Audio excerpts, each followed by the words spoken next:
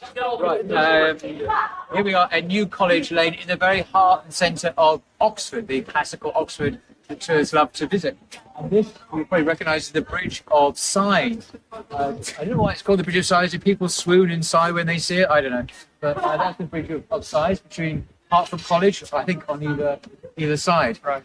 And if we turn around and cross over the road, another well-known feature of Oxford is Sheldonian Theatre, is it? Sheldonian Yes, Theatre.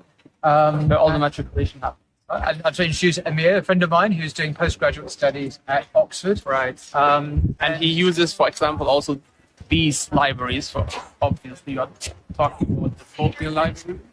And a little bit further away, not sure whether you can see it, but that's obviously the most symbolic, most iconic building of Oxford. We are talking about the Rat Camp, which is to say that we are in the center of this city and have the landmarks of the city, of the town around us.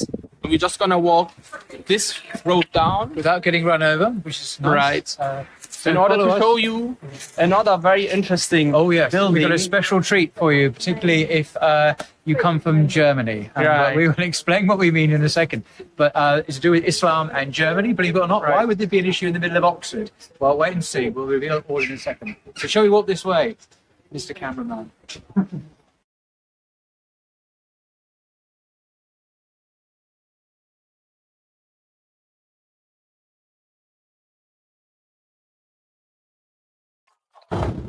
So maybe one true information with regards to this very beautiful building. That's my former college. I'm a Wharton alumni, and this college was built in the 17th century and is quite liberal in many senses, and thus also, I think, very enjoyable as a place. I mean, some of their political stats might be debatable, but aside that point, I would say what I found to be very surprising, for example, is that including Wadham, I think there's no exception in Oxford where you find a college that does not serve halal. So just to say that Muslim life in this city is very integrated, it's normalized, as opposed to other countries where you can find any kind of Muslim integration, any kind of Muslim element as a reason to scandalize, to make some propaganda against Muslims. So it's totally fine to be Muslim, committed Muslim, get your food, and also do something else, which is Yes. So that's one lesson, that life in England with its university students in Oxford is very welcoming and accepting of people of all faiths. In other countries, unfortunately, Germany and France come to mind, they're not. I've been into several Oxford colleges today, and the women are wearing hijab, of course, which would be illegal in France. I don't know about Germany. Would that That's be? fine. It's fine. In Germany, in France, that would be illegal. But anyway, we're going to now go to a quite significant building, which surprised me when you first told me about it.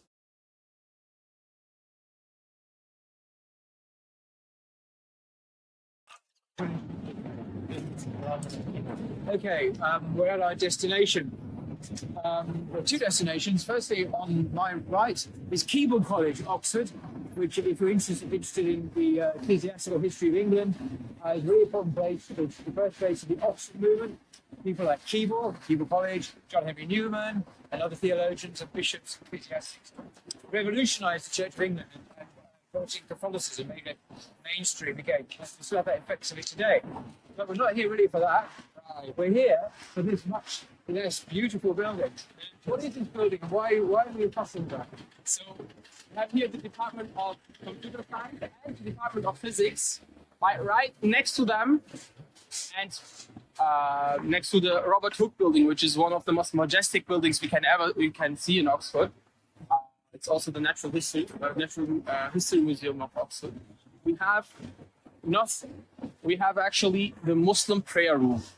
And I have to say, when I first visited Oxford here, it was for me quite a surprising thing to see this side. So this is the physics department of Oxford University, this building. So this is where quantum physicists or other physicists do their work at the University of Oxford, probably the most distinguished university in the world.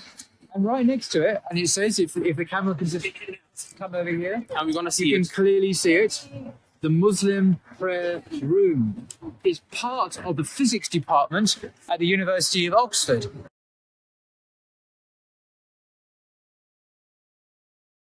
We see like that the Muslim prayer room is in the center of the city, among the most, let's say, important buildings of this university, and nobody has a problem with that. So nobody has a problem with this. No, but in Germany, because you also studied German universities, did your masters there. So would you see such a thing in Germany? Unfortunately not. And the thing is, I believe it can be much better because Germany, like Muslims are in Germany much better off than in many other places. And we're gonna see the Muslim prayer room right now at this university, and we will see that it's a very spacious, very like elegant place. So it's integrated into the life of the 100%. university, completely accepted. I love this board here. It says University of Oxford, Robert Hooke Building, and it says Department of Physics and the Muslim prayer room on the same board, part of the university itself. Okay, let's go. A friend of mine who's not here at the moment, Sakhlid, who's very kindly hosting us today, he's doing his PhD in physics at the University of Oxford.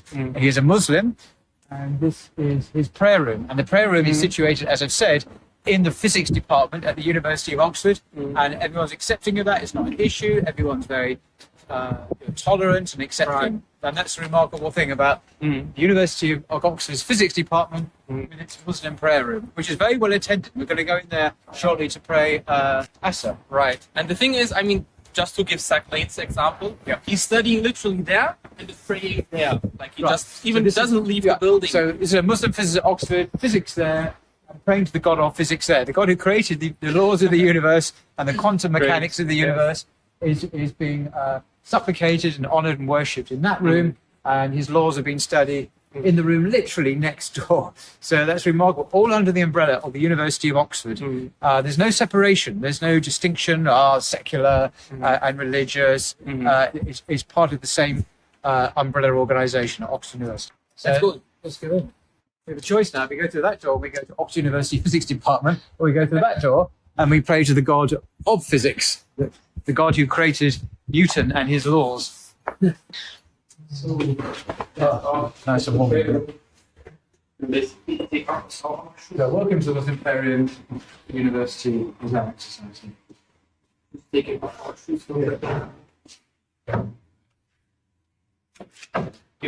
Cheers. So, it's the woman section. Oh, that's woman, no? Yeah. You're not ready about that. People are studying and praying here. Let's be a little bit quiet.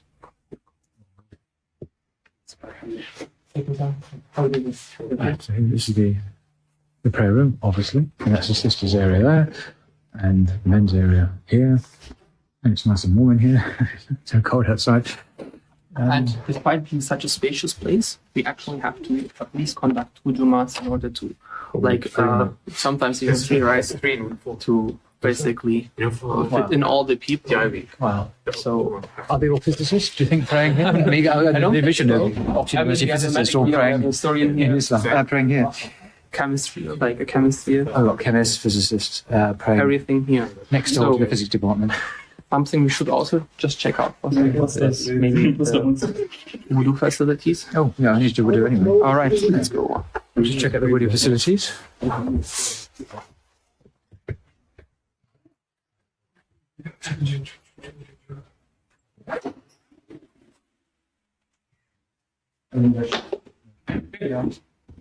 Yeah, let's go. The wudu facilities.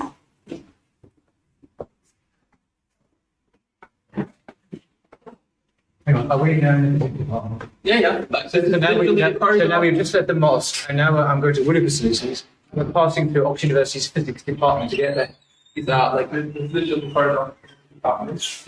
There's the women's wudu area, which we're not gonna enter, obviously. No, no, no. Brothers wudu area. This is you see here. This is a laboratory at Oxford University, and just literally across the same corridor, Right. here we have the brothers wudu area, physics and wudu. A lovely juxtaposition. Look at this elegant solution. Ja, genau. Wir stehen hier wieder vor dem Gebetsraum und haben, ehrlich gesagt, dieses Video gedreht, um eine erfrischende Perspektive zu zeigen, wie muslimische Bedürfnisse in der Gesellschaft gelöst werden können, ohne apokalyptische Szenarien heraufzubeschwören. Ich denke, Oxford kann uns da eigentlich, wie in vielen anderen Angelegenheiten, auch ein gutes Beispiel, ein gutes Vorbild sein. Aber wir würden trotzdem sehr interessiert sein, wie es sich bei euch in den Gebetsräumen in Deutschland verhält. Schreibt es uns doch einfach in die Kommentare. Wassalamu alaikum wa rahmatullahi wa barakatuh. So, yeah, there we go. That concludes our interesting tour here of the Oxford Physics Department and its Muslim prayer room. So extraordinary. So we're going to go in now and pray Asr and Maghrib as well. I think it's almost Maghrib time as well. Right. Inshallah. So thank you very much. Assalamu alaikum. Till next time.